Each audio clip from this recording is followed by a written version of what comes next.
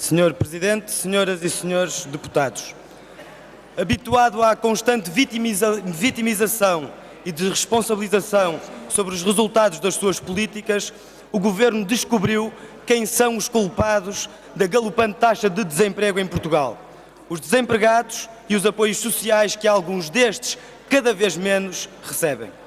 Para o Ministro Teixeira dos Santos, é a generosidade do subsídio de desemprego que afasta os milhares de pessoas sem emprego de procurar um posto de trabalho. A generosidade, entendamos-nos, são 520 € por mês, que é o valor médio desta prestação paga a quem para ela contribuiu durante anos com o esforço do seu trabalho.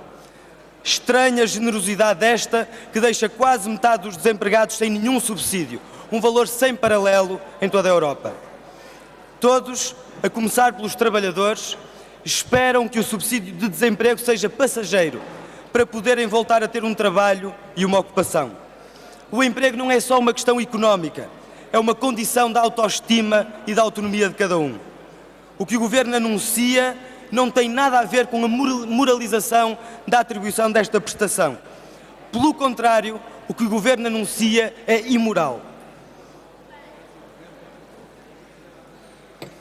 Muitas destas pessoas trabalharam toda a vida e a maioria ganhou pouco para o muito que trabalhou.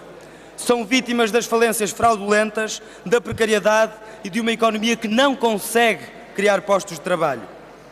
Depois de tudo isso, recebem em média 520 € e é com este dinheiro que vivem os desempregados que têm que pagar as suas contas para tentar sobreviver. E é a eles, a estes desempregados, que o Governo se atira. É sempre com os mais pobres que o Governo decide cortar.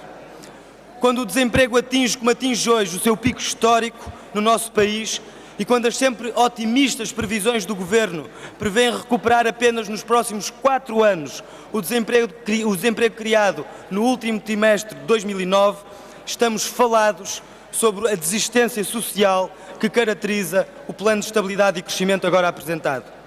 O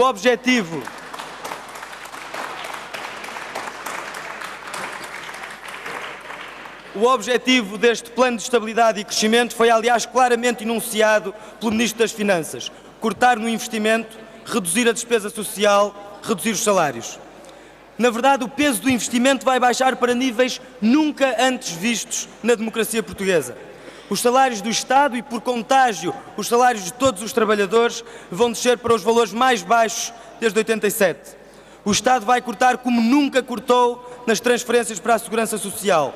Num país habituado aos desperdícios nas ruinosas parcerias que o Estado estabelece com o setor privado, habituado às benesses e às rendas, o Governo pretende diminuir a despesa pública, essencialmente com o corte nas despesas sociais.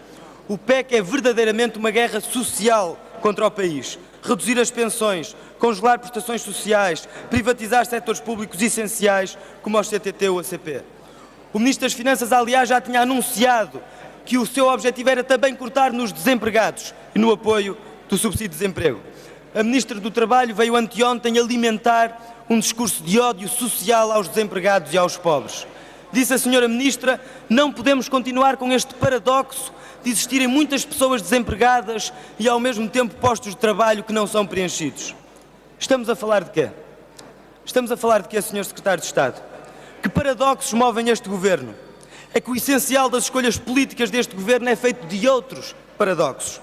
Primeiro paradoxo: à medida que aumenta o número de desempregados, diminuem os recursos para lhes responder. E entre 2001 e 2005, o valor gasto em média para os desempregados era de 404 € por mês. Hoje é de 313 € mensais, dados conhecidos e revelados pelo Jornal de Negócios. Segundo paradoxo: num contexto como o que vivemos, em que a necessidade de investimento para responder à crise é evidente, o Governo apresenta um plano de estabilidade e crescimento para trazer esse investimento ao nível mais baixo de sempre, para insistir num erro que nos amarra ao atraso e promete arrasar a economia com um programa de ataque aos salários e às pensões. Terceiro paradoxo: o Governo rejeita aplicar uma taxa sobre as mais-valias bolsistas. Nunca é tempo, nunca há estabilidade dos mercados financeiros. Aliás, para o Governo parece que ela nunca existirá. Está disposto, num contexto de crise, o Governo a adiar uma tributação que renderia 250 milhões de euros, segundo os cálculos do próprio Governo. Mas nunca existe instabilidade que demova ao Ministério das Finanças de taxar os mais desfavorecidos e diminuir os apoios a quem deles mais precisa.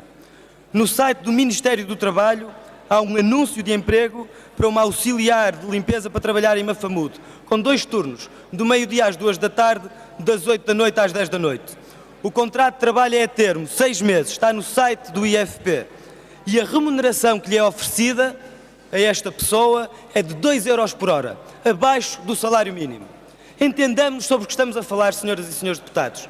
Imaginemos que uma mulher se candidata a este trabalho.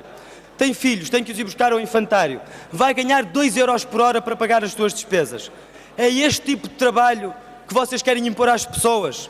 São as pessoas preguiçosas, aquelas que não aceitam a chantagem, a exploração, a precariedade e a violência brutal que lhes querem impor com estas alterações?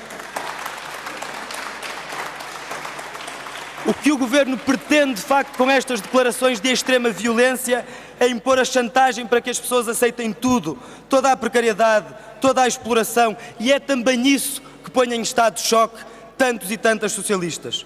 Os desempregados são os culpados do desemprego. É preciso impor aos trabalhadores empregos e trabalhos com remunerações abaixo do salário mínimo. O Governo quer fazer uma guerra contra os mais pobres.